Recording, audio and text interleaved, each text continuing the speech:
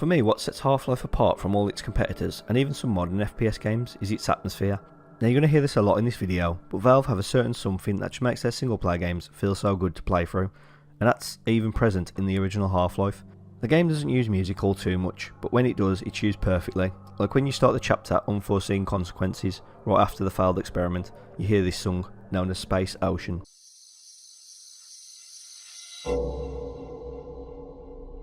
And it's moments like this that just stick with you. Most of the music in Half-Life, and even most of the games I'm talking about today, were composed by Kelly Bailey, and it's because of this man that Valve's early single player games have stuck with me for so long. Not just the music though, but the overall sound design was just something we never really saw in an FPS before. Most games just pop a song over each stage and call it a day. Not Valve though, they wanted you to experience exactly what Gordon was going through every step of the way, making sure that you felt completely alone in this massive facility, with all the creepy ambient noises that are only interrupted by the horrible sounds of the aliens spawning in, or the creepy radio chatter of the soldiers.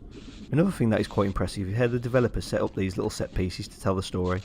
Obviously in Half-Life you're constantly in the shoes of Gordon, there's no cutscenes or anything other than the world around you to tell that story.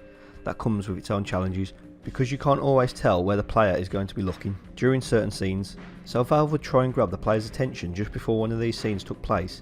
The two that stuck out to me are the massive tentacle monster grabbing one of the scientists, and the reveal that the soldiers aren't there to rescue you.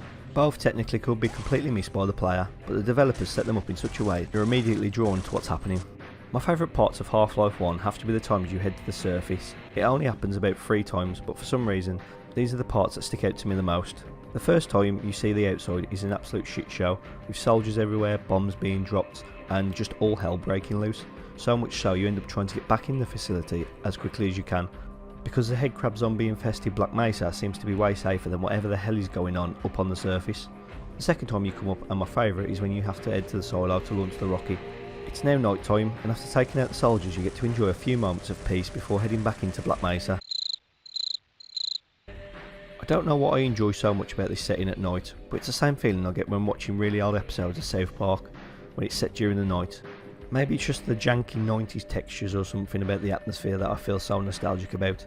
Either way, there's just something so special about Half-Life level design and feel that makes it so enjoyable to play in 2025, which is crazy to think it's only 3 years until this game turns 30, which where most FPS games age like milk is crazy to think that the game is still enjoyable to play as it was back then.